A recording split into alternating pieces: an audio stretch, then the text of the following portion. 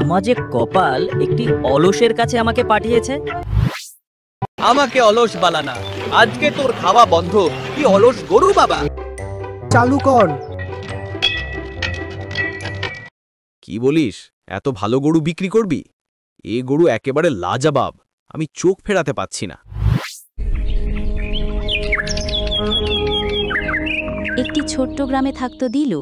সবাই তাকে চিনত অলস দিলু নামে।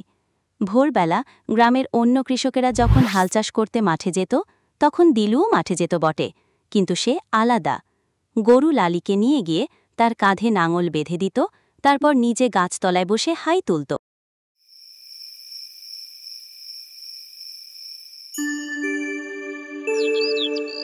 অলস জামাই ঘর থেকে উঠালাম, বাইরে এসে ঘুমাইতেছে।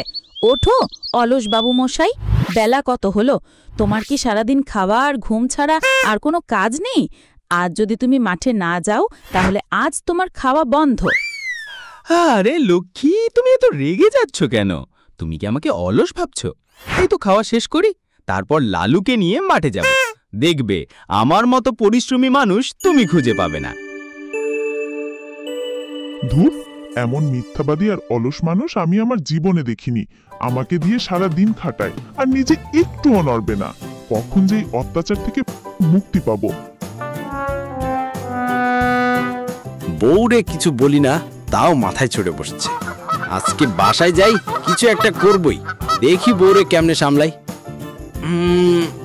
খাটে বসি আগে, বউ আবার বকাঝকা করবো কিনা কে জানে। কি হলো গিন্নি? রান্নাবান্না কি হলো?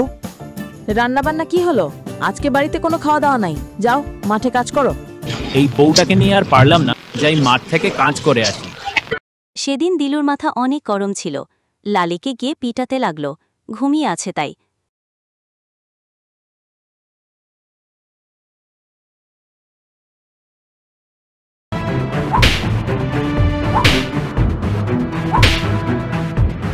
খালি সারাটা দিন শুয়ে থাকিস আর খাস। বিজয়ের এই কথা শুনে লালন ফট করে উঠে পড়ে। এখন তুই এসেছিস লাইনে। একটি সাধারণ গরুকে মারে তো এমন ভাবে হাসতেছে যেন কত বড় কাজ করেছে। হে ভগবান, আগের জন্মে কি এমন পাপ কাজ করেছি? তুমি আমাকে গরু বানিয়েছো, ঠিক আছে আমাকে গরু বানিয়েছো, কিন্তু এই আবর্জনা মানুষটিকে আমার মালিক কেন বানিয়েছো? গাধার মতো আমাকে জমিতে কাজ করায় আর নিজে গাছের নিচে সারাটা দিন বসে থাকে। তারপর বিজয় লালনকে নিয়ে তার জমিতে যেতে লাগে। শালার আমার বউটা যে কেমন! ঘুম দেখতে পারে না, খাওয়া দেখতে পারে না, শুধু কয়টা টাকা বাপের বাড়ি থেকে আনে। তাছাড়া সব কিছু তো আমার ঘরে থাকে, বাজার করা, গরুরে ঘাস খাওয়ানো। তুমি যে কি যত্ন করো আমার। শালা বাড়িতে বউর সাথে পারে না, আমার দিয়ে রাগ মজায়। ছালু ছালু ক্ষেতের কাম শেষ কর, না হলে আবার খাবার ঠান্ডা হয়ে যাবে। একটু চালু কর।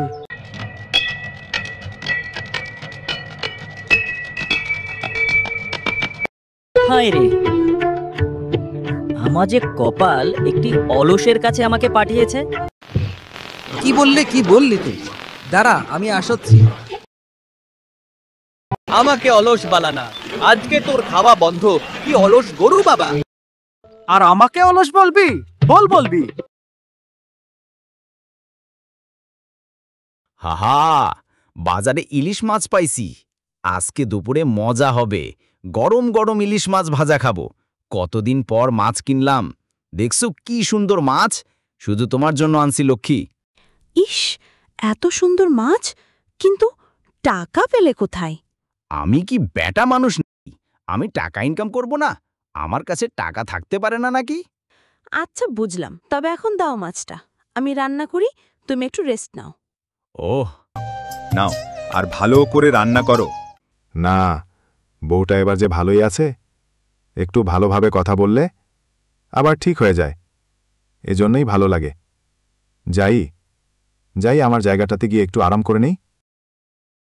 এভাবেই কিছুদিন কেটে গেল। গ্রামের সবার জমিতে ফসল ফলল,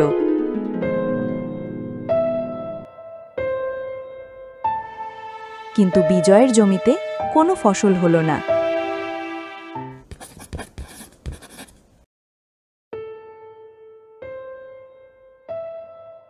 এ কি, গ্রামের সবার জমিতে ফসল উগল, কিন্তু আমার জমিতে কোনো ফসল উগল না কেন? মন খারাপ করে বাড়ি চলে আসে।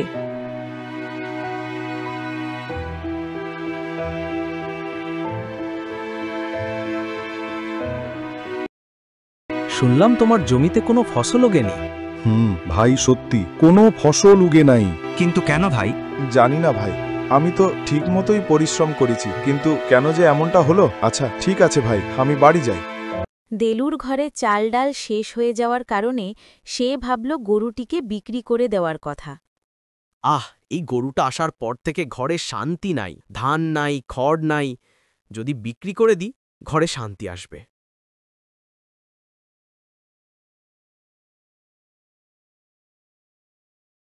লালি, রাগ করিস না, তোকে বাজারে নিয়ে যাচ্ছি। টাকা আসলেই আমার কষ্ট কমবে।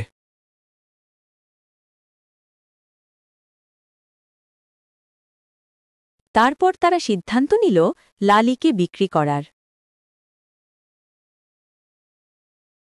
আরে দেল্লু ভাই, হাতে দড়ি, সঙ্গে গরু, কই যাচ্ছ?